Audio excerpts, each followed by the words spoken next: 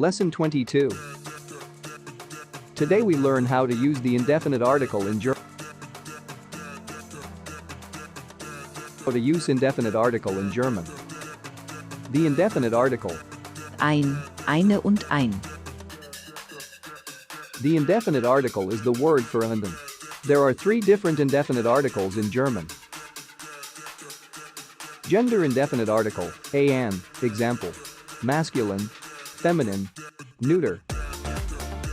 The nominative case is used when the noun is the subject of the sentence. The subject is the person or thing who does the verb in the sentence.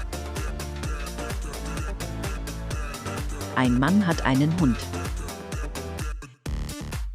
The accusative case is used when the noun is the direct object in the sentence.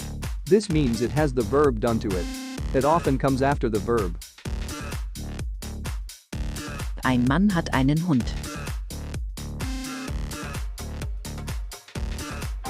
Thanks for watching the video. Please like, share, comment, and subscribe.